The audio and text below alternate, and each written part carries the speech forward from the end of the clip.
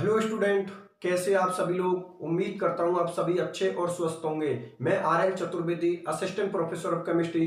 तो देखो, आज के लेक्चर में हम डिस्कशन करेंगे धातु एथिलीनिक संकुल, जिसको हम किसके नाम से जानते हैं, जीसी साल्ट के नाम से। ठीक है ना। तो आज इसकी पूरी केमिस्ट्री को बहुत बढ़िया तरीका से आप लोगों को सामने एक्सप्लेन करूंगा। ठीक है ना। सबसे पहले तो मैं इसका मतलब बता देता हूं कि हेडिंग का मतलब क्या है और हम किस चीज का डिस्कशन करेंगे। तो सुनो मेरी बात, यहां पर लिख रहा है धातु एथिलीनिक संकुल। तो यहां पर जो एथिलीनिक लिखा है ना, ये एथिलीनिक हम किसको बोलते हैं। देखो, एथीन होता है ना, एथीन। एथीन का फॉर्मूला क्या होता है, CH2 double bond CH2।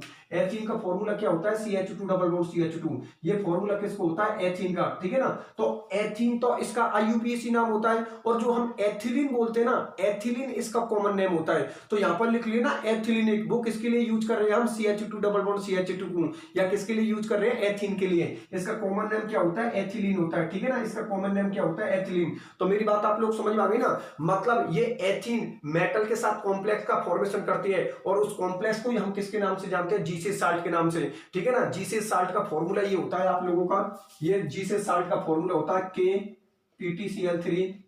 KPTCl3 पाई C2H4।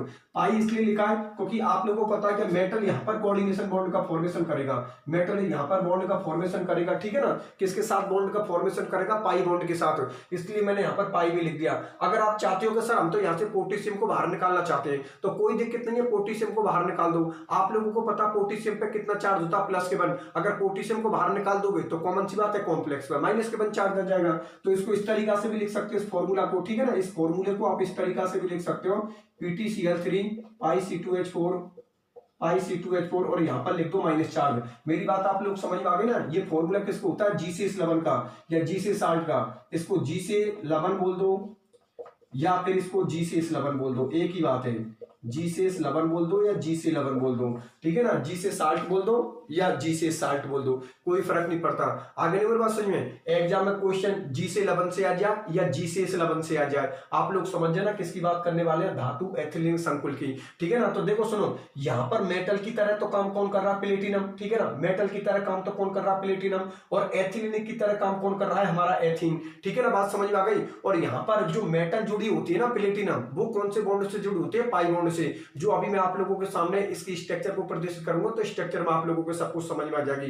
पहले तो ये बात होता है, ये बात आप लोगों को समझ में आ गई। सौबातन की एक बात बता दूं कि जो मेटल होती है ना, मेटल एथीन के साथ कॉम्प्लेक्स का फॉर्मेशन करती है, और उस कॉम्प्लेक्स को हम किसके नाम से जानते हैं, जीसी साल्ट के नाम से। मेरी बात आप लोग समझ में आ गई ना। तो अभी मैं जीसी लवण की स्ट्रक्चर आप लोगों को सामने प्रदर्शित करूंगा, और जैसे ही मैं यहाँ पर स्ट्रक्चर लिखूंगा, आपको बिल्कुल 100% समझ में आ जाएगी कि आखिरकार इस टॉपिक का मतलब क्या है। आप तो बस यहाँ पर एक बात ध्यान में रखो कि जो जीसी लवण बोला है मैंने, जीसी लवण या जीसी लवण जो बोला है, उसका फॉर्मूला क्या होता है, KPTCl3 पाई C2H4। या फिर ऐसे भी लिख सकते हो, अगर पोटेशियम को बाहर निकाल दोगे तो कॉमन सी बात है, इस पर -1 चार्ज दे दो, तो ऐसा हो जाएगा फॉर्मूला PTCl3 पाई C2H4, यहाँ पर माइनस चार्ज। क्योंकि आप लोगों के लिए मैंने पहले से एक चीज बता रखी है कि कॉम्प्लेक्स के इधर या इधर कुछ भी हुआ, कॉम्प्लेक्स के बाहर लेफ्ट या राइट कुछ भी हुआ, उसका कोई भी योगदान नहीं होता। उनका सिर्फ इतना योगदान होता है कि वो मेटल की बैलेंसी सेट करने के लिए आते हैं। जैसे मेटल की बैलेंसी सेट होती है, उनका काम खत्म हो जाता है। जैसे कि यहाँ पर इस पोटेशियम का यहाँ पर कोई काम नहीं है। अगर इस पोटेशियम को आप लोग हटाना चाहते हैं तो कोई दिक्कत नहीं, यहाँ पर आप माइनस चार्ज रख दो, ये पोटेशियम हट गया आप लोगों का। ठीक है ना। और इस साल्ट का मतलब तो आप जानते ही हो, देखो नाम के पीछे लग रहा है जीसिस लवण, जीसिस साल्ट। साल्ट की बात हो रही है तो कॉमन सी बात है, उन पर प्लस माइनस चार्ज तो आ रही है। जैसे कि इस पर कौन सा चार्ज होगा, प्लस, तो इस पर कौन सा चार्ज होगा, माइनस। क्योंकि हम अच्छी तरीका से जानते हैं कि साल्ट कब होते हैं फॉर्मेशन। भाई साल्ट का फॉर्मेशन तभी तो होता है जब किसी पर प्लस होता है, किसी पर माइनस होता है, तभी तो साल्ट का फॉर्मेशन होता है। तो उसके नाम से ही पता लग रही है, जीसिस लवण, जीसिस साल्ट, तो कॉमन सी बात है वहां पर प्लस और माइनस का तो होना जरूरी है। ठीक है ना। क्योंकि लवण का फॉर्मेशन, साल्ट का फॉर्मेशन तभी होगा जब वो आयनिक फॉर्म होंगे। आयनिक फॉर्म का मतलब एक पर प्लस होगा, दूसरे पर कौन सा चार्ज होगा, माइनस चार्ज होगा, तभी तो वो लवण होंगे। जैसे कि हम बोलते हैं NaCl लवण होता है, NaCl साल्ट होता है, तभी तो उस पर Na प्लस और Cl माइनस होता है। तो ये बात आप लोग समझ में आ गई ना, कि जहां पर लिख रहा है उस पर जी से लवण, तो कॉमन सी बात है वहां पर प्लस और माइनस का होना तो जरूरी है। ठीक है ना। क्योंकि लवण वो तभी कहलाएगा जब उस पर प्लस या माइनस चार्ज होगा, ठीक है ना। जैसे कि अभी मैंने एग्जांपल दिया NaCl, NaCl लवण होता है, साल्ट होता है, तो कॉमन सी बात है उस पर कौन सा चार्ज होता है, Na प्लस और Cl माइनस। तो यहाँ पर भी वही कंडीशन बननी है, इसके पास प्लस चार्ज होगा, इसके पास माइनस चार्ज होगा। तो ये फॉर्मूला किसका होगा, Gc लवण का, Gc साल्ट का, ठीक है ना। यहाँ पर प्लेटिनम किसके साथ हो, एथीन के साथ कौन से बॉन्ड का फॉर्मेशन करेगी, कोऑर्डिनेशन बॉन्ड का। अब वो बॉन्डिंग किस तरीका से होगी, वो सारी चीजों का डिस्कशन मैं अभी आप लोगों के सामने करने वाला हूँ, ठीक है ना। तो मैं अगली हेडिंग डाल देता हूँ आप लोगों के लिए, जीसीएस लवण की स्ट्रक्चर, ठीक है ना। जीसीएस लवण की स्ट्रक्चर की बात कर लेते हैं। स्ट्रक्चर में फिर मैं आप लोगों के लिए समझाऊंगा कि इनमें बॉन्डिंग किस तरीका से हो रही है, ठीक है ना। एक बार आपके बॉन्डिंग समझ में आ गई फिर कोई दिक्कत वाली बात नहीं, सीधे से टॉपिक है ये आप लोगों के, ठीक है ना। तो चलो मैं यहाँ पर स्ट्रक्चर की बात कर लेता हूँ, किसकी, जीसीएस लवण की, ठीक है ना। तो चलो देखो इसको मिटाता हूँ और स्ट्रक्चर की बात करते हैं।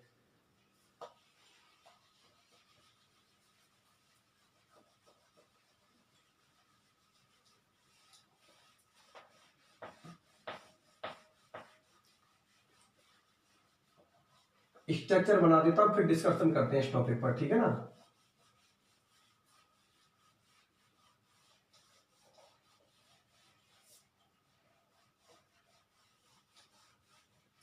तो चलो देख लो इसकी स्ट्रक्चर को, आप लोग हेडिंग डाल देता हूं,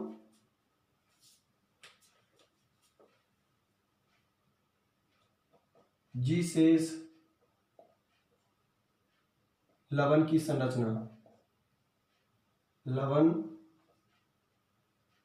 की संरचना, या जी से बोल दो, मैंने बोला ना कि कुछ भी बोल दो, जी से बोल दो या जी से बोल दो। कई कई बुकों में जी से लिखा हुआ है, कई कई बुकों में जी से लिखा हुआ है, तो जो आपको अच्छा लगे वो लिख देना, कोई दिक्कत नहीं है, ठीक है ना। इसकी स्ट्रक्चर बना देता हूं मैं बॉन्डिंग ग्रुप में, फिर डिस्कशन करते हैं टॉपिक पर। तो देखो इसकी स्ट्रक्चर ये होती है, पहले तो मैं फॉर्मूला लिख देता हूं, सूत्रों, जीसीएस लवण का फॉर्मूला होता है, जीसीएस लवण का फॉर्मूला होता है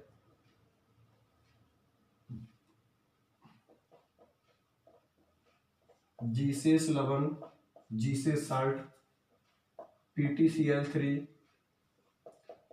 IC2H4, और इस पे कौन सा चार्ज लिख दिया मैंने, माइनस चार्ज लिख दिया, ठीक है ना। अब मैं इसकी स्ट्रक्चर बना देता हूं, इधर देखो इसकी स्ट्रक्चर इस तरीका से होती है। ये कौन है, पीटी को लिख दिया। यहाँ पर Cl कितने जुड़े हुए हैं, 3, एक Cl को मैंने यहाँ पर जोड़ दिया, एक Cl को मैंने यहाँ पर जोड़ दिया, एक Cl को मैंने यहाँ पर जोड़ दिया, क्योंकि इसकी आकृति क्या होती है, वर्गाकार समतलीय, स्क्वायर क्लीनर शेप होती है, तो उसी शेप में मैंने इसकी स्ट्रक्चर को बना दिया। ये लो, ये कर ली उन्होंने, किसके साथ बॉन्ड बना लिया, किसके साथ बना लिया बॉन्ड, एथीन के साथ, ठीक है ना। कहां से बनाया, पाई बॉन्ड के साथ। इधर देखो, और इस पर कौन सा चार्ज लिख देता हूं मैं, माइनस चार्ज लिख देता हूं। ये चित्र किसका बना दिया, चित्र PtCl3 PiC2H4 माइनस की संरचना, माइनस की संरचना। अब इधर देखिए आप लोग कि इस स्ट्रक्चर में बॉन्डिंग किस तरीका से हो रही है। इधर देखो आप लोग, पूरी स्ट्रक्चर को अभी बता देता हूं। देखो भैया, ये जो फॉर्मूला लिखा है ना मैंने, ये फॉर्मूला मैंने किसका लिखा है, जीसीएस लवण का, जीसीएस साल्ट का। फॉर्मूला क्या है, PtCl3 PiC2H4, यहाँ पर माइनस चार्ज लिख दिया क्योंकि आपको पता मैंने यहाँ से पोटेशियम को हटा दिया, पोटेशियम को हटा दिया तो कॉमन सी बात है यहाँ पर माइनस चार्ज लिख दिया। अगर आप चाहते हो कि नहीं सर हम तो पोटेशियम को नहीं हटाना चाहते, अगर आप पोटेशियम को नहीं हटाना चाहते हो तो इस माइनस चार्ज को हटा दो और यहाँ पर क्या लिख दो, पोटेशियम, और यहाँ पर भी पोटेशियम लिख दो, ठीक है ना। और अगर पोटेशियम को हटा दो तो इस पर माइनस चार्ज लिख दो, उसका कोई फर्क नहीं पड़ता, ठीक है ना। इधर देखो, ये मैंने किसको लिख दिया, पीटी को लिख दिया। पीटी से कितने Cl जुड़े हुए, 3 Cl, एक Cl ये लिख दिया, एक Cl ये लिख दिया, एक Cl ये लिख दिया, ठीक है ना। और इस जीसीएस साल्ट की, इस जीसीएस साल्ट की या जीसीएस लवण की जो स्ट्रक्चर होती है वो होती है वर्गाकार समतलीय, ठीक है ना। अर्थात क्या होती है, स्क्वायर क्लीनर शेप होती है। तो मैंने उसी शेप के अंदर इसकी स्ट्रक्चर को सेट कर दिया, ठीक है ना। क्योंकि आपको तो वर्गाकार समतलीय आकृति होती है, स्क्वायर क्लीनर शेप होती है, वो ऐसी शेप होती है। तो गौर से देखो, यहाँ पर मेटल, देखो सुनो, यहाँ पर मेटल किसके साथ बॉन्डिंग कर रहा है, एथीन के साथ, या किसके साथ बॉन्डिंग कर रहा है, एथिलीन के साथ। तभी तो इसको मैं बोल रहा हूं धातु एथिलीनिक संकुल, क्योंकि आप लोग अच्छी तरीका से जानते हो कि मेटल और लिगेंड की बॉन्डिंग से किसका फॉर्मेशन होता है, कॉम्प्लेक्स का फॉर्मेशन होता है। बात आप लोगों को समझ में आ गई ना, मेटल और लिगेंड की बॉन्डिंग से किसका फॉर्मेशन होता है, कॉम्प्लेक्स का फॉर्मेशन होता है। तो यहाँ पर मेटल तो कौन है आप लोगों की, प्लेटिनम, ठीक है ना। और एथिलीन यहाँ पर कौन है, एथीन है आप लोगों की, और इनके अंदर बॉन्डिंग हो रही है तो किसका फॉर्मेशन कर रहे हैं, कॉम्प्लेक्स का, ठीक है ना। तो धातु और एथीन के कॉम्प्लेक्स को हम क्या बोले, G611 या G660 बोले। आप सुनो मेरी बात ध्यान से कि देखो यहाँ पर जो इनके अंदर बॉन्डिंग हो रही है वो बॉन्डिंग हो रही है कोऑर्डिनेशन बॉन्ड, उप सहसंयोजक बंध। उप सहसंयोजक बंध का फॉर्मेशन क्यों हो रहा है, क्योंकि आप लोगों को पता है कि ये कौन है, एथीन है। एथीन के साथ यहाँ पर कौन से बॉन्ड से हो रही है, पाई बॉन्डिंग के साथ हो रही है, तभी तो मैंने यहाँ पर लिखा पाई बॉन्ड। अर्थात इसके साथ इसकी बॉन्डिंग किसके साथ हो रही है, पाई बॉन्डिंग के साथ। तो कॉमन सी बात है, इसके पास इलेक्ट्रॉन होंगे भाई, पाई बॉन्ड के पास तो इलेक्ट्रॉन डेंसिटी ज्यादा होती है, पाई बॉन्ड के पास इलेक्ट्रॉन डेंसिटी होती है। तो इलेक्ट्रॉन डेंसिटी होगी तो कॉमन सी बात है, इसकी कौन सी ऑर्बिटल पार्टिसिपेट होगी, भरी, और मेटल की कौन सी ऑर्बिटल पार्टिसिपेट होगी, खाली। एक बार फिर सुनना, यहाँ पर पाई बॉन्डिंग के साथ बॉन्डिंग हो रही है, पाई बॉन्डिंग के साथ अगर बॉन्डिंग हो रही है तो इसकी कौन सी ऑर्बिटल भाग लेगी, भरी, और इसकी कौन सी भाग लेगी, खाली। और आप लोगों को पता है कि अगर लिगेंड की भरी और मेटल की खाली ऑर्बिटल भाग लेती है तो सिग्मा बंध का निर्माण होता है, अर्थात कोऑर्डिनेशन बॉन्ड का फॉर्मेशन होता है। बात आप लोग समझ में आ गई ना कि लिगेंड की भरी ऑर्बिटल और मेटल की खाली ऑर्बिटल भाग लेती तो वहां पर सिग्मा बॉन्ड का फॉर्मेशन होता है, और वो सिग्मा बॉन्ड ही तो अपना कोऑर्डिनेशन बॉन्ड होता है। बात आप लोग समझ में आ गई ना। और ये -4 को लिख दिया तो कॉमन सी बात है, स्ट्रक्चर मैंने किसकी शो कर दी, G611 की, PtCl3 पाई C2H4 माइनस की संरचना। और ये बात समझ में गया मैंने पाई क्यों लिखा है, क्योंकि आपको तब बॉन्डिंग किसके साथ हो रही है, पाई बॉन्डिंग के साथ हो रही है, इसलिए मैंने यहां पर क्या लिख दिया, पाई लिख दिया। क्योंकि कॉमन सी बात है, एथीन के अंदर ये फॉर्मूला किसको होता है, एथीन का, एथीन में एक सिग्मा होता है एक पाई होता है, तो सिग्मा के साथ तो बॉन्डिंग हो नहीं रही है, बॉन्डिंग किसके साथ हो रही है, पाई के साथ हो रही है, पाई के साथ हो रही है, तो मैंने सामने क्या लिख दिया, पाई लिख दिया। बात मेरी आप लोग समझ में आ गई। तो ये स्ट्रक्चर मैंने जो इसकी शो की है ना, ये स्ट्रक्चर जो G611 की, G660 की स्ट्रक्चर जो मैंने शो की है, ये मैंने किसमें शो की है, बॉन्डिंग के अंदर शो की है। अर्थात देखो सबको मैंने बंधों में शो किया है, बॉन्ड बना बना के शो किया। अगर आप इसी की ऑर्बिटल वे में स्ट्रक्चर देखोगे कि सबकी मैं ऑर्बिटल बना दूं, ठीक है ना, कि किस तरीका से तो भरी ऑर्बिटल भाग ले रही है, किस तरीका से इसकी खाली ऑर्बिटल भाग ले रही है, तो एक काम करता हूं, यहां पर मेरे पास साइड में जगह है तो समझाने में ज्यादा आसानी रहेगी, इसीलिए ये तो इसकी कौन सी स्ट्रक्चर हो गई, बॉन्डिंग स्ट्रक्चर हो गई। अब इसकी ऑर्बिटल स्ट्रक्चर और बता देता हूं आप लोगों के लिए, ठीक है ना। जैसे ही ऑर्बिटल स्ट्रक्चर आप लोगों को समझ में आ जाएगी, ये टॉपिक हम लोगों का बहुत बढ़िया तरीका से क्लियर हो जाएगा। किसका, G611 का, G660 का, ठीक है ना। तो साइड में ही मैं इसकी क्या बना देता हूं, कक्षक डायग्राम, मतलब ऑर्बिटल डायग्राम शो कर देता हूं, ठीक है ना। ऑर्बिटल डायग्राम शो करके ये टॉपिक हमारा क्या हो जाएगा, खत्म, ठीक है। तो यहां पर लिख देता हूं कक्षक चित्र, मतलब ऑर्बिटल डायग्राम, कक्षक चित्र मतलब ऑर्बिटल डायग्राम, ठीक है ना। यहां पर बात कर लेते हैं ऑर्बिटल डायग्राम की, ठीक है। किसकी बात कर लेते हैं, ऑर्बिटल डायग्राम की। यहां पर मेरे पास जगह है तो यहां पर किसकी बात कर लेते हैं, ऑर्बिटल डायग्राम की। किसकी, G611 की, G660 की, ठीक है। तो कर लेते हैं इसकी स्ट्रक्चर के बारे में भी डिस्कशन।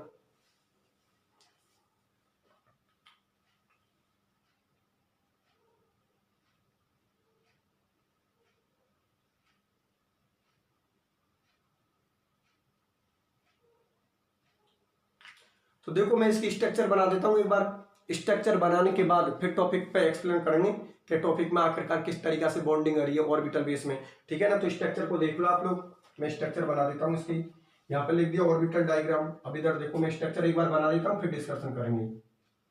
PT, एक Cl यहाँ पर लिख दिया, एक Cl यहाँ पर,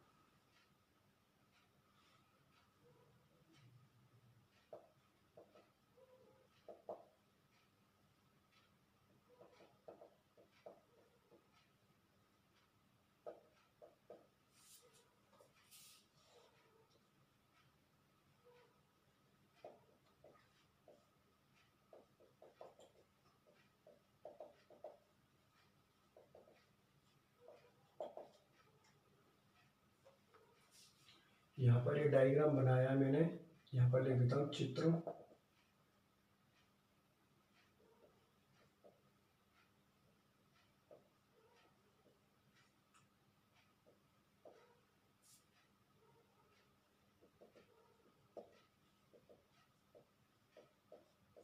इधर देखिए, आप देखो सुनो, पूरा फोकस आप लोग बोर्ड पे कर देना। इस पूरी स्ट्रक्चर को मैं अभी आप लोगों के लिए बिल्कुल समझा देता हूं। तो देखो सुनो, जब तक मैं इस पूरी स्ट्रक्चर को एक्सप्लेन नहीं कर देता तब तक पूरा फोकस आप बोर्ड पर बना कर रखना। अभी ये सोच लो सर ये क्या बना दिया, इसको कैसे समझेंगे, टेंशन मत लो, अभी एक एक चीज को बिल्कुल दिमाग में फिट कर दूंगा, बिल्कुल कॉन्सेप्ट बेस में। तो सुनो मेरी बात ध्यान से यार, मुझे एक बात बताओ आप लोग कि यहाँ पर मैंने क्या बात बोली है कि मेटल जो बॉन्डिंग कर रहा है वो किसके साथ कर रहा है, पाई बॉन्डिंग के साथ। और मैंने क्या बोली है कि पाई बॉन्ड के पास इलेक्ट्रॉनों की डेंसिटी होती है, अर्थात उसके पास इलेक्ट्रॉन होते हैं, और अगर उसके पास इलेक्ट्रॉन होते हैं तो कॉमन सी बात है वो मेटल को दे देगा, और अगर वो मेटल को दे देगा तो मेटल की कौन सी कक्षक भाग लेगी, खाली कक्षक भाग लेगी।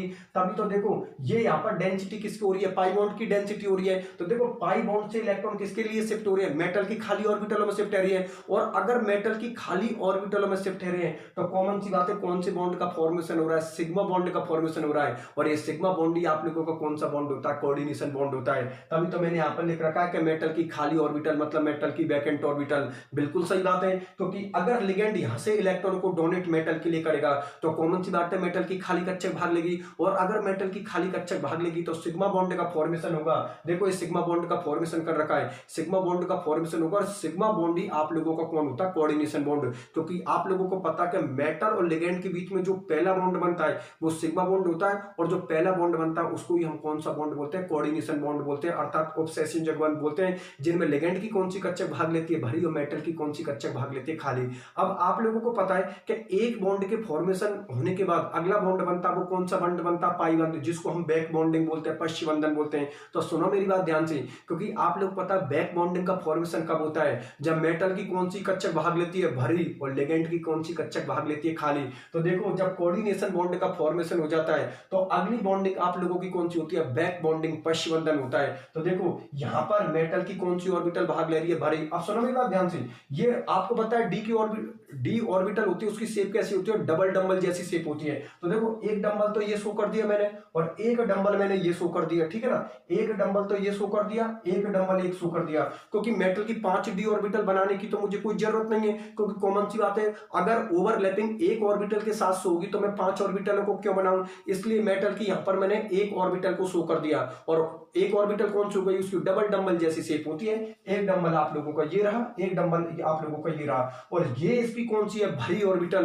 क्योंकि आप लोगों को पता अब बैक बॉन्डिंग का फॉर्मेशन होने वाला है, और बैक बॉन्डिंग के फॉर्मेशन में अर्थात पाई बॉन्ड के फॉर्मेशन में मेटल की कौन सी कक्षक भाग लेती है, भरी, और लिगेंड की कौन सी कक्षक भाग लेती है, खाली। तो गौर से देखो यहाँ पर ये मेटल की भरी ऑर्बिटल, यहाँ पर ये मेटल की भरी ऑर्बिटल, और यहाँ पर ये लिगेंड की कौन सी ऑर्बिटल भाग ले रही है, खाली ऑर्बिटल भाग ले रही है। और इस तीर का मतलब समझे, इस एरो का मतलब समझे कि मेटल से इलेक्ट्रॉन किसकी तरफ शिफ्ट हो रहे हैं, लिगेंड की तरफ, और लिगेंड की कौन सी ऑर्बिटल में शिफ्ट हो रहे हैं, खाली ऑर्बिटलों में शिफ्ट हो रहे हैं। तो कॉमन सी बात है यहाँ पर कौन से बॉन्ड का फॉर्मेशन होगा, पाई बंध का फॉर्मेशन होगा, पाई बॉन्ड का फॉर्मेशन होगा, जिसको आप क्या बोलते हो, पश्च बंधन, बैक बॉन्डिंग। मेरी बात समझ में आई नहीं आई। तो इस तरह यहाँ पर भी आपको पता पॉसिबिलिटी हो सकती है, और आप लोगों को पता यहाँ पर भी पॉसिबिलिटी हो सकती है, मतलब यहाँ पर भी पाई बॉन्ड की पॉसिबिलिटी हो रही है और यहाँ पर भी पाई बॉन्ड की पॉसिबिलिटी हो रही है, ऐसे बोल सकता हूँ बैक बॉन्डिंग की पॉसिबिलिटी हो रही है। आप सुनो मेरी बात ध्यान से कि ये इलेक्ट्रॉन किसके हैं भाई, पाई के हैं। भाई आपको पता है ये कौन है, कार्बन है, ये कौन, कार्बन है, और कार्बन कार्बन के बीच में डबल बॉन्ड ही तो था, तो सिग्मा बॉन्ड तो आपके ये रहा, सिग्मा बॉन्ड से तो हमें कोई मतलब ही नहीं है। हमारी बॉन्डिंग तो किसके साथ हो रही है, पाई के साथ हो रही है। तो यहाँ पर मैंने इलेक्ट्रॉन किसके शो कर रखे हैं, पाई के इलेक्ट्रॉन शो कर रखे हैं, तो उसको बोलते हैं पाई इलेक्ट्रॉन की डेंसिटी, ठीक है ना। ये आप लोगों के दोनों हाइड्रोजन रहा है, एक हाइड्रोजन ये रहा, एक हाइड्रोजन ये रहा, एक हाइड्रोजन ये रहा, एक हाइड्रोजन ये रहा, जो CH2 डबल बॉन्ड CH2 के स्ट्रक्चर में होते हैं ना, CH2 double bond CH2, 2 hydrogen ये रहे, 2 हाइड्रोजन ये रहे। तो ये तो आपका कार्बन रहा, ये कार्बन रहा, एक हाइड्रोजन ये रहा, एक हाइड्रोजन ये रहा, एक हाइड्रोजन ये रहा, एक हाइड्रोजन ये रहा। बात आप लोग समझ में आ गई है। अब यहाँ पर एक चीज और लिख रही है कि भरी हुई असंकृत डी कक्षा क्यों, क्योंकि आप लोगों को पता है इसको असंकृत क्यों बोल रहा हूं, अनहाइब्रिड क्यों बोल रहा हूं, क्योंकि आप लोग अच्छी तरीका से जानते हो कि ये पाई बॉन्ड का फॉर्मेशन कर रही है, और पाई बॉन्ड का फॉर्मेशन में कभी भी आप लोगों को पता संकृत कक्षक भाग नहीं लेती, क्योंकि पाई बंध कभी भी संकरण में भाग नहीं लेता। संकरण में हमेशा कौन सा बंध भाग लेता है, सिग्मा बंध भाग लेता है। पाई बंध कभी भी संकरण में भाग नहीं लेता, क्योंकि पाई एक वीक बॉन्ड होता है, पाई एक दुर्बल बंध होता है। तो देखो कॉमन सी बात है, ये ऑर्बिटल यहाँ पर किसका फॉर्मेशन करेंगे, पाई बॉन्ड का फॉर्मेशन करेंगी, और अगर ये पाई बॉन्ड का फॉर्मेशन करेंगी तो इसकी संकृत ऑर्बिटल भाग नहीं लेंगी, इसकी कौन सी ऑर्बिटल भाग लेंगी, असंकृत अनहाइब्रिड। असंकृत अनहाइब्रिड का मतलब समझे कि वे ऑर्बिटल जो संकरण में भाग नहीं लेती हो। तो कॉमन सी बात है, ये संकरण में भाग क्यों लेंगी, क्योंकि ये तो पाई बॉन्ड का फॉर्मेशन कर रही हैं, और आप लोगों को पता है कि जो पाई बॉन्ड का फॉर्मेशन करती हैं वो कभी भी संकरण में भाग नहीं लेंगी। संकरण में भाग नहीं लेंगी तो मैंने यहाँ पर लिख रही है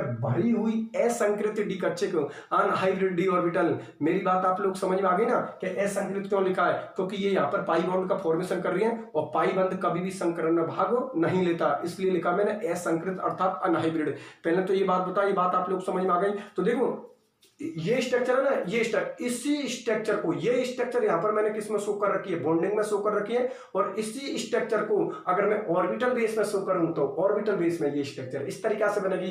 अर्थात ये तो यहां पर बॉन्डिंग वाली स्ट्रक्चर है, और ये यहां पर ऑर्बिटल कक्षक वाली स्ट्रक्चर है। पूरी स्ट्रक्चर को फिर बता देता हूं। देखो ये रहा आपका प्लेटिनम, ये रहा 3Cl 1 2 3। तो देखो 1 2 3 3Cl मेटल की कौन सी कक्षक भाग ले रही है, खाली, और यहां पर इसकी कौन सी भाग लेगी, भरी। ठीक है ना, मेटल की खाली ले रही है और इसकी भरी ले रही है, इसका मतलब इसकी तो यहां पर भरी ले रही है और मेटल की कौन सी ले रही है, खाली। तो आपको पता है यहां पर कौन से बॉन्ड का फॉर्मेशन होगा, सिग्मा, और इस सिग्मा बॉन्ड ही आपका कौन होता है, कोऑर्डिनेशन बॉन्ड होता है। ये सिग्मा बॉन्ड ही आपका कौन होता है, कोऑर्डिनेशन बॉन्ड। चलो ठीक है, उसके बाद आपको पता बैक बॉन्डिंग होगी, तो बैक बॉन्डिंग के अंदर आपको पता है डी की मैंने एक ऑर्बिटल को शो कर दिया, तो डी की शेप क्या होती है, डबल डंबल जैसी शेप होती है। एक डंबल आपका ये रहा, एक डंबल आप लोगों का ये रहा।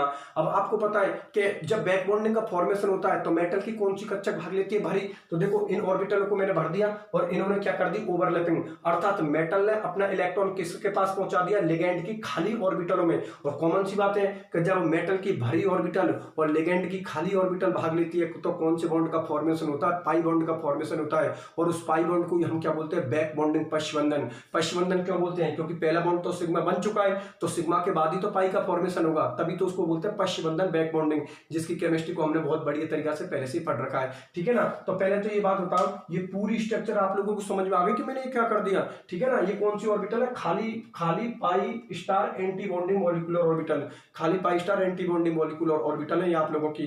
पहले तो ये बात बता, इस स्ट्रक्चर में किसी स्टूडेंट को कोई दिक्कत नहीं है ना, अरे इसी स्ट्रक्चर को यार, इसमें ये स्ट्रक्चर यहाँ पर किसमें, बॉन्डिंग ग्रुप में, और इसी स्ट्रक्चर को मैंने किसमें शो कर दिया, ऑर्बिटल बेस में शो कर दिया। और ऐसी बात नहीं है कि इस चीज को आप नहीं पढ़ चुके हो, इस चीज को बैक बॉन्डिंग को तो आप यूनिट सेकंड से पढ़ते आए हो। देखो इस चीज का डिस्कशन यूनिट सेकंड में किया था मैंने, यूनिट थर्ड में तो बहुत जबरदस्त किया था। उसके बाद आप लोगों को पता है कि उसके बाद हम लोगों ने यूनिट फर्स्ट में तो खैर इसका नहीं था, लेकिन यूनिट सेकंड में था, यूनिट थर्ड में था, और थोड़ा बात तो यूनिट 5 के अंदर भी था। ठीक है ना, और यूनिट 4 के अंदर भी है। यूनिट 4 के अंदर तो आप लोगों ने शुरू में जो शुरू की मेरी बेसिक क्लासेस थी उनके अंदर मैंने इन चीजों की बात की थी कि मेटल की कैसे तो भरी ऑर्बिटल खाली लेती है, मेटल की कैसे खाली भाग लेती है, या फिर मेटल की कैसे खाली लेती है, लिगेंड की कैसे भरी लेती है। इन सारी चीजों के बारे में मैंने आप लोगों से डिस्कशन कर रखा, और वो भी बहुत अच्छी तरीका से। इसी यूनिट 4 के आप लोग पहले दूसरे तीसरे लेक्चर को देखना, वहां पर एक एक चीज को मैंने आप लोगों के लिए रिप्रेजेंट किया है कि कभी भी अगर आप ऑर्बिटल डायग्राम शो करोगे तो ऑर्बिटल डायग्राम कैसे शो करोगे। जब आप लोग 11th 12th क्लास में पढ़ते ना तो ऐसे ऑर्बिटल डायग्राम आती तो ये मानो स्टूडेंट की जान से निकल जाती। जान से इसलिए निकल जाती कि कॉन्सेप्ट तो वीक रहते थे, तो उनको तो ये खिलौना जैसे दिखाई देते थे। जैसे ये चीजें दिखाई देती ना तो उनको तो ये लगता कि हाँ खिलौना आ गए, खिलौना के बेस पे कर देते। लेकिन हम एक चीज भूल चुके होते हैं कि देखो आप लोग खुद ही देख लो इनके अंदर कितने खतरनाक खतरनाक कॉन्सेप्ट लग रहे होते हैं। देखो कितनी चीजें इसमें छुपी हुई हैं। जब जूनियर सीनियर क्लास में पढ़ते थे तो सिर्फ ये आपको ऑर्बिटल ही दिखाई देते थे, हाँ भाई इस तरीका से बना के आ जाते थे। कभी भी इन चीजों पर फोकस नहीं किया आप लोगों ने कि इनका मतलब क्या है। अब देख लो इनका मतलब क्या होता है। बात मेरी समझ में आ गई ना। ये यहाँ पर बॉन्ड का फॉर्मेशन कैसा हो रहा है, इस चीज का मतलब नहीं सीखते थे हम 11वीं क्लास में। अब देखो कॉलेज कॉलेज लेवल की जैसे क्लासें लगती हैं तो आपको एक एक चीज का मतलब समझ में आ जाता है। चाहे वो जैसे कुछ क्वांटम संख्या आप लोगों को पता है जूनियर क्लास का टॉपिक था, लेकिन आप लोगों ने कहां पर समझा, बीएससी थर्ड ईयर में आके समझा है। आपने संकरण, आपको पता है 12th क्लास का टॉपिक था हाइब्रिडेशन, उसको भी आपने एक सही तरीका से सिस्टमेटिक तरीका से जिसको बोलते हैं वो आप लोगों ने बीएससी सेकंड ईयर में समझा था। ठीक है ना, तो काफी ऐसी चीजें जो जूनियर सीनियर में हम लोगों को पढ़नी चाहिए थी, उन चीजों को हम कॉलेज लेवल पर आकर सीख रहे हैं। और उस चीज में ये दोष होता है कि भाई हम लोगों को जूनियर सीनियर में ऐसे पढ़ाने वाले नहीं मिलते। और कॉमन सी बात है जो कॉलेज लेवल पे काम करते हैं वो सभी कॉलेज लेक्चरर होते हैं, तो कॉमन सी बात है उनकी नॉलेज तो हाई फाई होती है। आगे मेरे बात सुनिए, तभी तो मैं बोलता हूँ आप लोगों से कि एक एक चीज जो आप लोगों के लिए रिप्रेजेंट करते हैं उस एक एक चीज का मतलब निकाला करो। ठीक है ना, सामने वाला कोई भी चीजों को रिप्रेजेंट कर रहा है तो उस एक एक चीज का मतलब पता लगाओ कि ये जो बोल रहा है इन चीजों का मतलब क्या है। जैसा मैंने इन सबकी डायग्राम, ये ऑर्बिटल डायग्राम शो कर दिए। अब आपका क्वेश्चन ये होगा ऑर्बिटल डायग्राम के अंदर ये बना कैसे दिया आप लोगों ने। ठीक है ना, इस चीज को मैंने एक्सप्लेन कर दिया कि भाई इसको किस तरीका से बना दिया कि देखो ये आपका कौन है, एथीन है जो मेटल के साथ बॉन्डिंग कर रहा है। पहला बॉन्ड कौन सा बना रहा है, सिग्मा बना रहा है। उसके बाद बॉन्ड किसका हो रहा है, पाई का फॉर्मेशन हो रहा है। आपको बताएं जब सिग्मा का फॉर्मेशन होता है तो इसकी भरी ऑर्बिटल भाग लेती है, मेटल की खाली ऑर्बिटल भाग लेती है। और जब बैक बॉन्डिंग का फॉर्मेशन होता है तो मेटल की भरी लेती है, लिगेंड की खाली लेती है। इसको असंकृत क्यों बोल रहा हूं, भरी हुई असंकृत, क्योंकि आपको तो ये पाई बॉन्ड बना रही है और पाई बंद कभी संकरण में भाग नहीं लेता, तो कॉमन सी बात है उसकी जो ऑर्बिटल होंगी उनको असंकृत अनहाइब्रिड ऑर्बिटल ही तो बोलूंगा मैं आप लोगों के लिए। ठीक है ना, तो ये सारी चीजें आप लोगों को पता होना चाहिए। अब पता लग गया ना कि पूरी का कॉन्सेप्ट क्या है। ठीक है ना, तो डायग्राम को मैं क्या बोल रहा हूं, धातु एथिलीन में बंधन की प्रकृति, मतलब जो बॉन्डिंग का क्या नेचर है वो मैंने आप लोगों के लिए समझा दिया कि ये तो कौन हो गया आप लोगों का मेटल हो गया और ये कौन हो गया आप लोगों का एथीन हो गया। मेरी बात समझ में आ गई ना, तो इस तरीका से उसमें बॉन्डिंग होती है। एग्जाम में किसी भी एंगल से क्वेश्चन आए आप लोग आराम से लिख देना। वैसे तो इनके बारे में शॉर्ट नोट्स लिखवाता है कि भाई जी से 60 पर शॉर्ट नोट्स लिखिए या जी से 60 पर टिप्पणी कीजिए आप लोग, तो आप लोग आराम से टिप्पणी कर देना। मैंने नोट्सों के अंदर बहुत बड़ी तरीका से चीजें रिप्रेजेंट कर रखी हैं। ठीक है ना, किसी भी स्टूडेंट को किसी भी एंगल से कोई प्रॉब्लम नहीं होनी चाहिए। फिर भी किसी स्टूडेंट को कोई प्रॉब्लम होती है तो मैंने आप लोगों से ये चीज बोली रखी है कि आप बिल्कुल बेधड़क होकर मेरे से पूछा करो कि सर इस चीज का मतलब क्या है। वैसे तो देखो आप लोग पता मैं सारी चीजों को एक्सप्लेन कर ही रहा हूं। ठीक है ना, अब चीज समझ में आ जाए तो वैसे ही फालतू मत पूछना। जैसा आपको पता चीजें समझ में आ गई, बहुत बड़ी तरीका से पूछने का कोई गुंजाइश ही नहीं है, तो वैसे ही फिर फालतू मत पूछना जिसमें तुम्हारा भी टाइम खराब हो मेरा भी टाइम खराब हो। जब चीजें समझ में आ गई तो फिर कोई दिक्कत ही नहीं है। अगर वो तो ये कि कुछ दिमाग में कुछ 21-20 चल रहा है यार ये थोड़ा डिफिकल्ट लग रहा है या फिर थोड़ा कम समझ में आ रहा है तो फिर पूछ लो आप लोग। ठीक है ना, वैसे ही समझ में आ गया फिर पूछ रहे हो तो उसमें मेरा भी टाइम खराब होता है आपका भी टाइम खराब होता है। इसलिए आप लोग चीज समझ में आ जाए तो मत पूछा करो, और अगर ये कि यार थोड़ा 21-20 चल रहा है दिमाग में तो बिल्कुल आप लोग उस डाउट को क्लियर कर लिया करो। ठीक है ना, तो ये बात समझ में आ गई ना, कोई दिक्कत नहीं है। चलो ठीक है, बहुत अच्छी बात है। अब इसका एक टॉपिक और है इसी से रिलेटेड जो विल्किंसन उत्प्रेरक के नाम से जानते हैं, तो विल्किंसन उत्प्रेरक या विल्किंसन कैटलिस्ट क्या होता है उसके बारे में मैं डिस्कशन और कर लेता हूं आज के इसी लेक्चर में। ठीक है ना, तो इसको तो मैं मिटा देता हूं। ये तो हमारा कौन सा था, जी से 60। अब हम डिस्कशन करेंगे विल्किंसन उत्प्रेरक, विल्किंसन कैटलिस्ट।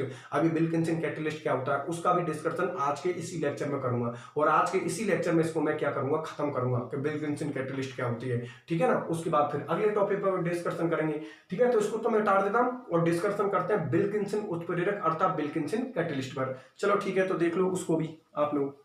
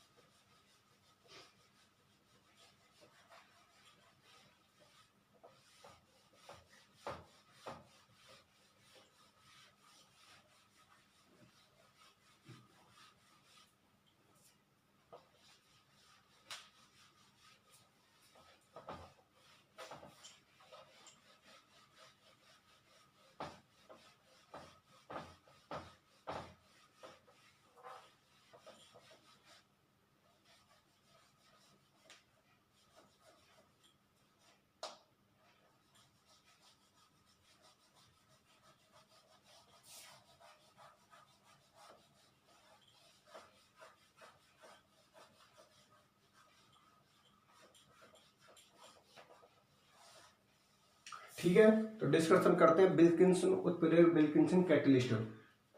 तो देखो आप लोग इधर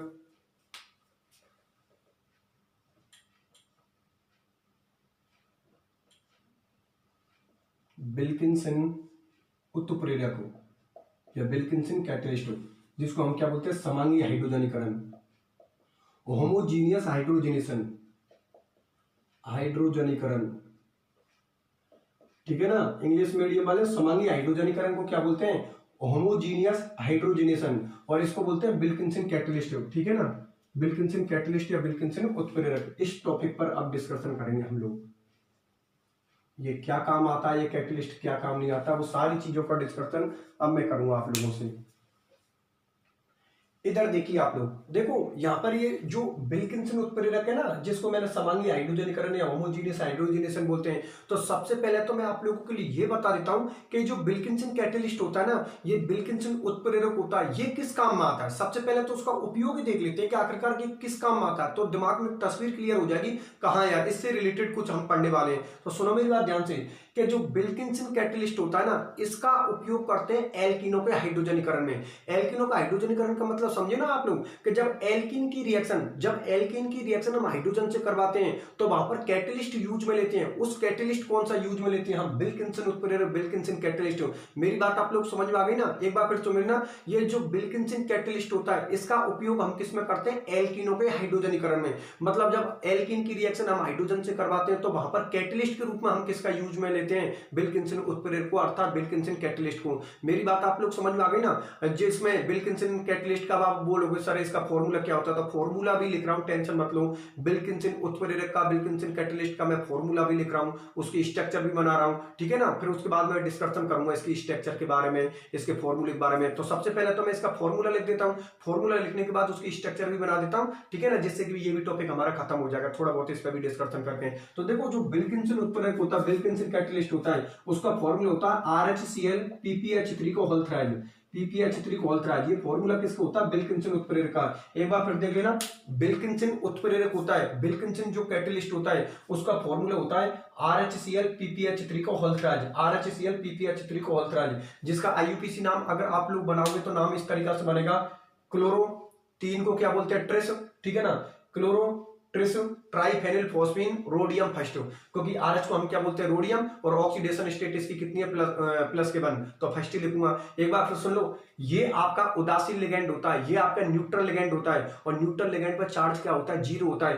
तो कॉमन सी बात है, 3 × 0 करेंगे तो 0 आएगा। तो यहाँ पर Cl का कौन सा चार्ज है, -1 चार्ज। अब आपको होता है -1 को आप बराबर में ले जाओगे तो किसका हो जाएगा, प्लस का हो जाएगा। और वैसे भी पता है आप लोगों का, रोडियम होती है, रोडियम कौन होती है, मेटल होती है। तो मेटल की ऑक्सीडेशन स्टेट नेगेटिव में तो आ नहीं सकती, तो कॉमन सी बात है इसकी ऑक्सीडेशन स्टेट पॉजिटिव में ही आएगी। इसका मतलब ये -1 तो हो नहीं सकता, कॉमन सी बात है, ये कौन होगा, आपका +1। मेरी बात आप लोग समझ में आ गई ना। एक बार फिर सुन लो भैया, ये जो Cl होता है ना, Cl आप लोग अच्छी तरीके से जानते हो, Cl पर -1 चार्ज होता है, और ये PPH3 होता है ना, इसका नाम क्या होता है, ट्राइफेनिल फॉस्फीन। ये PPH3 को हम क्या बोलते हैं, ट्राइफेनिल फॉस्फीन। इसकी स्ट्रक्चर को खोल के लिखोगे तो इस तरीके से बनाते हैं इसकी स्ट्रक्चर। देखो PPH, 1 PH 2 PH और 3 PH, ठीक है ना, अर्थ सही है ना।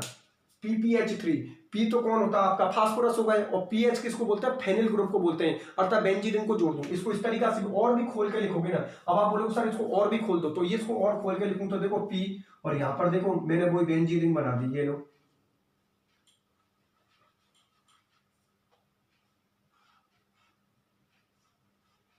ये लो, ये हो गई 1 PH आप लोगों की, ये लो 2 PH, ये लोग आपकी 3 pH। आगे ना बात समझिए, ये यहाँ पर लिखिए PPH3 को होल थ्राइज। इस pH का मतलब तो क्या होता है, फेनिल। pH हम किसको बोलते हैं, फेनिल को बोलते हैं, ठीक है ना। जैसे Me हम किसको बोलते हैं, मैथिल को। अरे यार एक बात बताओ, ये हम लिखते हैं मैथिल, ठीक है ना, ये हम क्या लिखते हैं, एथिल, ठीक है ना। तो मैथिल को हम शॉर्टकट में क्या लिखते हैं, Me, ठीक है ना, और एथिल को हम शॉर्टकट में क्या लिखते हैं, Et। उसी तरीका से हम फेनिल को क्या लिखते हैं, फेनिल। ये कौन होगा, फेनिल होगा हमारा, ठीक है ना। तो इसका हम शॉर्टकट क्या लिखते हैं, पीएच को लिख देते हैं आगे से, ठीक है ना। तो पीएच या फेनिल ग्रुप कौन होता है, पीएच बराबर आप लोगों का ये होता है, इस ग्रुप को हम फेनिल ग्रुप बोलते हैं, ठीक है ना। इस ग्रुप को हम क्या बोलते हैं, फेनिल ग्रुप बोलते हैं। तो इसका इतना बड़ा कौन लिखा है, इसलिए शुरू के 2 अक्षरों को लिख देता है, पी और एच। अब बात आप लोग समझ में आ गई ना, क्या पी का मतलब तो यहाँ पर कौन है, फास्फोरस, और पीएच का मतलब है यहाँ पर फेनिल, और फेनिल की स्ट्रक्चर ये होती है, आप लोग अच्छी तरीके से जानते हो। तो देखो यहाँ पर 3 pH, 1 pH, 2 pH और 3 pH। अब बात समझ में आ गई ना आपको, PPH का मतलब कौन है, P कौन है आपका फास्फोरस, और PH कौन है आप लोगों का फेनिल है, ठीक है ना। 2 फास्फोरस मत समझ लेना कोई सा, कि एक फास्फोरस तो ये रहा और एक फास्फोरस ये रहा, कोई सा कर मत देना ऐसा गलत। अगले बात समझिए, ये तो कौन है, फास्फोरस, और ये कौन है, पीएच, फेनिल ग्रुप है आप लोगों का, ठीक है ना। जैसे कि हम मेथिल को Me लिखते हैं, एथिल को Et लिखते हैं, उसी तरीका से हम फेनिल को क्या लिखते हैं, PH लिखते हैं। कि इतना बड़ा फेनिल कौन लिखे, तो सामने के 2 अक्षर लिख देते हैं PH। बात आप लोग समझ में आ गई ना। और जब आप इसका IUPAC नोमेनक्लेचर करोगे तो आप लोग अच्छी तरीका से जानते हो, मैंने BSc सेकेंड ईयर में आप लोगों को क्या सिखाया था कि अगर लिगेंड के नाम में डाई, टाई, टेट्रा, पेंटा ऐसा कुछ आ जाता है तो उसके लिए डाई, ट्राई ये अनुलग्न यूज नहीं करते, उनके लिए 2 के लिए क्या लिखते हैं बिस, 3 के लिए ट्रिस, 4 के लिए टेट्राकिस, 5 के लिए पेंटाकिस, 6 के लिए हेक्साकिस, ये वर्ड यूज करते हैं। देखना अपने BSc सेकेंड ईयर के नोट्सों में, ठीक है ना। तो अब इसका IUPAC नोमेनक्लेचर कर लो। तो देखो फेनिल ये PH से स्टार्ट, P से स्टार्ट हो रहा है, और Cl क्लोरो ये C से स्टार्ट हो रहा है। तो कॉमन सी बात है, जब हम IUPAC नोमेनक्लेचर करते हैं तो पहले प्रायोरिटी किसको देते हैं, अंग्रेजी वर्णमाला को, इंग्लिश अल्फाबेट को देते हैं। तो कॉमन सी बात है, यहाँ पर लिखेंगे क्लोरो, 3 को क्या लिखेंगे ट्रिस, ठीक है ना।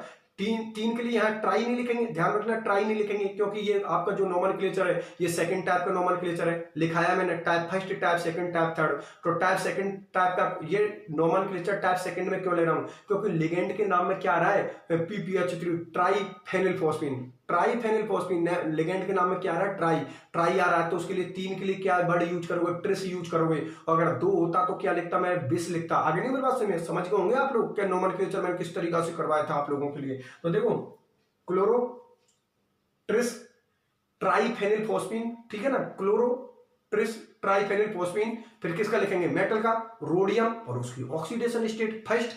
अरे सही है भाई, ये तो उदासीन होता है, न्यूट्रल होता है, तो ये तो 3 into 0 करोगे तो 0 हो जाएगा, ठीक है ना। और Cl पे -1 चार्ज होता है, बराबर में ले जाओगे तो वो माइनस का किस में हो जाएगा, प्लस में हो जाएगा। तो कॉमन सी बात है, यहाँ पर रोडियम की ऑक्सीडेशन स्टेट किस में आएगी, प्लस में। और वैसे भी आपको पता भी क्या बात बोली थी कि मेटल है तो मेटल की ऑक्सीडेशन स्टेट तो प्लस में ही आएगी, ठीक है ना। तो एक बार फिर से बता रहा हूं, chloro, tris, triphenylphosphine, rhodium first, ये इसका IUPAC नोमेनक्लेचर हुआ है। इसकी स्ट्रक्चर बना लो, CBC इसकी स्ट्रक्चर है। स्ट्रक्चर में क्या है कि भाई इस रोडियम से एक तो आपका Cl जुड़ा है और 3 PPH जुड़े हैं। तो ठीक है, मैं उसकी स्ट्रक्चर बना देता हूं आप लोगों के लिए, ठीक है। एक चीज और बता देता हूं कि जो आप लोगों की ये होता है ना, ये RHCl PPH3, ये ध्यान में रखो फॉर्मूला किसका, विल्किंसन कैटलिस्ट का। एक बार फिर सुने ना, ये विल्किंसन कैटलिस्ट का जो फॉर्मूला है ये कौन है, RHCl PPH3 का ऑल्थराइड, जो किसमें यूज लेते हैं हम, एल्किनो के हाइड्रोजनीकरण में, एल्किनो के हाइड्रोजनेशन में। इसको किसके रूप में यूज करते हैं, कैटलिस्ट के रूप में यूज करते हैं, अर्थात उत्प्रेरक के रूप में इसका उपयोग करते हैं। आगे ना समझ में। तो इसकी स्ट्रक्चर में आप लोगों को बता देता हूं, इसका जो संकरण निकलता है वो संकरण इसका निकलता है DsP2। और आप लोग अच्छी तरीका से जानते हो कि अगर किसी का संकरण DsP2 निकलेगा तो कॉमन सी बात है, उसकी आकृति क्या होती है, वर्गाकार समतलीय अर्थात स्क्वायर प्लेनर। बिल्कुल सही बात है। अरे भाई हम ऐसे ही तो बोलते हैं कि किसी की आकृति, किसी का संकरण अगर sp3 निकल रहा है तो हम क्या बोलते हैं, भाई उसकी आकृति क्या होती है, चतुष्फलकीय टेट्राहेड्रल शेप होती है। अगर किसी का संकरण हाइब्रिडेशन sp3d2 या d2sp3 निकल रहा है तो हम क्या बोलते हैं, भाई इसकी आकृति क्या हुई, अष्टफलकीय ऑक्टाहेड्रल, ठीक है ना। तो कॉमन सी बात है, इसका संकरण क्या होता है, DsP2 होता है। और जिनका संकरण हाइब्रिडेशन DsP2 होता है उनकी आकृति क्या होती है, समतल वर्गाकार अर्थात स्क्वायर प्लेनर, ठीक है। तो इसकी स्ट्रक्चर बना देता हूं, संकरण के और शेप के बारे में तुम्हें बता दिया, एक बार और बता दूंगा आप लोगों के लिए, ठीक है। तो इसकी स्ट्रक्चर बना देता हूं मैं आप लोगों के लिए, PPH3 की क्या स्ट्रक्चर होती है, यहाँ पर साइड में बना देता हूं। ये स्ट्रक्चर किसकी होती है, आपकी RHCl PPH3 को ऑल्थराइड। ये तो आपको कौन हो गया, रोडियम, एक PPH3 मैंने यहाँ पर लिख दिया, 3 ही है ना, एक PPH3 मैंने यहाँ पर लिख दिया और एक PPH3 मैंने यहाँ पर लिख दिया, और यहाँ पर मैंने किसको लिख दिया, Cl को लिख दिया, ठीक है ना। बात आप लोग समझ में आ गई ना। देखो ये स्ट्रक्चर किसकी हो गई, विल्किंसन कैटलिस्ट की, विल्किंसन उत्प्रेरक की। RH आप लोगों का रोडियम एरा, PPH3 कितने आपके 3, एक ये लिख दिया, एक ये लिख दिया, एक ये लिख दिया, और ये यहाँ पर कौन लिख दिया, Cl। और आपको पता अगर इनको मिला दोगे तो इनकी आकृति क्या हो जाएगी, वर्गाकार समतलीय अर्थात स्क्वायर प्लेनर। अरे बिल्कुल सही बात तो है यार, ऐसी आकृति ऐसी शेप किसकी होती है, वर्गाकार समतलीय ही तो होती है, स्क्वायर प्लेनर शेप ही तो होती है ऐसी। खूब पढ़ के आए हो आप लोग संकरणों को यार, खूब हाइब्रिडेशन मैंने आप लोगों को निकालना सिखाया है। तो कॉमन सी बात है, शेप ही आकृति किसकी होती है, वर्गाकार समतलीय स्क्वायर प्लेनर शेप होती है, ठीक है ना। क्योंकि इसका संकरण क्या निकलता है, DsP2 निकलता है। DsP2 संकरण निकलेगा तो कॉमन सी बात है उसकी आकृति क्या होगी, समतल वर्गाकार अर्थात स्क्वायर प्लेनर। ये आप लोगों का विल्किंसन कैटलिस्ट नाम का टॉपिक है। आगे बात समझिए, जिसकी 100 बातन की एक बात हमेशा ये ध्यान में रखना कि विल्किंसन उत्प्रेरक का उपयोग, विल्किंसन कैटलिस्ट का उपयोग किस में करते हैं? एल्कीनों के हाइड्रोजनीकरण में, एल्कीनों के हाइड्रोजनेशन में। हाइड्रोजनेशन का मतलब समझ में आ गया कि हाइड्रोजनीकरण का मतलब क्या होता है? किसी चीज, किसी रिएक्शन में हाइड्रोजन का इंटर होना क्या कहलाता है? हाइड्रोजनीकरण। कभी कभी बोलते हैं ना हेलोजनीकरण, तो किसी रिएक्शन में हेलोजन का इंटर होना हेलोजनीकरण कहलाता है। तो कॉमन सी बात है, हाइड्रोजनीकरण का मतलब ये होता है कि अगर किसी की रिएक्शन आप H2 से करवा रहे हो, ठीक है ना, कोई भी हो, इससे कोई मतलब नहीं है, यहाँ पर तो खैर एल्कीन की बात कर रहे हैं, लेकिन कोई भी हो, अगर किसी की रिएक्शन आप H2 से करवा रहे हो, हाइड्रोजन को इंटर कर रहे हो, तो ऐसी रिएक्शनों को बोलते हैं हाइड्रोजनीकरण अर्थात हाइड्रोजनेशन। मेरी बात आप लोग समझ में आ गई ना? तो विल्किंसन उत्प्रेरक या विल्किंसन कैटलिस्ट का उपयोग हम किसमें करते हैं? एल्कीनों का हाइड्रोजनीकरण या एल्कीनों का हाइड्रोजनेशन में। नहीं है ना? किसी भी स्टूडेंट को कोई प्रॉब्लम नहीं होती, सीधे सीधे से टॉपिक है, आराम से कर लेना, ठीक है ना। एग्जाम में क्वेश्चन किसी भी एंगल से आप लोग आराम से कर देना, बस एक एक चीज का टॉपिक क्लियर करके रखो, कॉन्सेप्ट क्लियर करके रखो। क्योंकि मैं हर लेक्चर में आपसे क्या बात बोल रहा हूं कि जितने ज्यादा अपने टॉपिकों को, जितने ज्यादा अपने कॉन्सेप्ट को सॉलिड करोगे, सब्जेक्ट पढ़ने में उतना ही ज्यादा मजा आएगा आपको, ठीक है ना। सब्जेक्ट में जितने ज्यादा डीपली जाओगे ना टॉपिकों में, उतना ही ज्यादा मजा आएगा, लेकिन उसके लिए आपका प्रत्येक टॉपिक क्लियर होना चाहिए। तभी तो मैं बोलता हूँ हर चीज में कि आप समझ समझ के चलो। जहां पर जैसे कुछ चीज ऐसी होती है रट्टा मारने की होती है, तो कोई दिक्कत नहीं, वहां पर रट्टा मार लो। जहां पर कंप्लीट रूप से कॉन्सेप्ट लग रहा है वहां पर कॉन्सेप्ट चलाओ, और जहां पर जैसे जैसे आप लोग पता कहीं कहीं पर उपयोग आ रहे हैं, यूज आ रहे हैं, तो वहां पर रट्टा मारने की भी कोई जरूरत नहीं है। उनको ध्यान में रख लो यार, इनके क्या उपयोग होते हैं, ठीक है ना। कई कई बनाने की विधि, मेथड ऑफ प्रिपरेशन ऐसी होती है जिनमें कोई लॉजिक नाम की कोई चीज नहीं होती, कॉन्सेप्ट नाम की कोई चीज नहीं होती, तो उनको याद रख लो या रट्टा मार लो, उनमें वो चीज मैटर नहीं करती, ठीक है ना। लेकिन जहां पर कॉन्सेप्ट लग रहा है वहां पर कॉन्सेप्ट ही लगाओ। जैसे आप लोगों ने देखा अभी G60 की, उसकी स्ट्रक्चर शो की, बिल्कुल कंप्लीट रूप से कॉन्सेप्ट बेस्ड थी। अभी आप लोगों के सामने स्ट्रक्चर को शो किया था, बिल्कुल कंप्लीट रूप से उसकी स्ट्रक्चर में बिल्कुल कॉन्सेप्ट लग रहा था, कैसे भाई बॉन्डिंग हो रही थी, बिल्कुल पूरा टॉपिक समझने लायक था। और इसके अंदर देखो ये भी पूरा टॉपिक समझने लायक है, जैसे RHCl PPH त्रिकोलत्रा, इसका IUPAC नोमेनक्लेचर बिल्कुल प्रत्येक स्टूडेंट को आना चाहिए, ठीक है ना। उसके बाद इसकी स्ट्रक्चर देखो बनाती तुरंत बन गया क्या, स्ट्रक्चर कौन सी होती है? वर्गाकार समतलीय स्क्वायर प्लेनर शेप होती है। अच्छा, इसका उपयोग किसमें करते हैं? एल्कीनों का हाइड्रोजनीकरण में, एल्कीनों का हाइड्रोजनेशन में। ये किसकी तरह काम करता है? उनमें, उन रिएक्शनों में कैटलिस्ट की तरह काम करता है, उत्प्रेरक की तरह काम करता है। ये आपका टॉपिक कौन सा था? विल्किंसन उत्प्रेरक, विल्किंसन कैटलिस्ट, ठीक है ना। तो आज के इस लेक्चर में मैंने कितने दो टॉपिकों पर डिस्कशन किया है। एक तो डिस्कशन किया है G11 पर, G60 पर, और दूसरा टॉपिक हम लोगों ने किस पर डिस्कशन किया है? विल्किंसन उत्प्रेरक, विल्किंसन कैटलिस्ट। तो यहां तक प्रत्येक स्टूडेंट नोट्स तो में अपना काम बिल्कुल कंप्लीट करके रखना, ठीक है ना। प्रॉब्लम वाली बात तो मुझे तो नहीं लगती, ये सारे टॉपिक बिल्कुल कॉन्सेप्ट बेस्ड है, मैंने मेरी तरफ से बहुत बड़ी तरीका से एक्सप्लेन कर दिया, ठीक है ना। किसी भी स्टूडेंट को कोई प्रॉब्लम नहीं होनी चाहिए, यहाँ तक पूरा मैटर अपने फेयर कॉपी में उतार लेना, ठीक है। फिर मिलते हैं अगले लेक्चर में, अपना ख्याल रखना।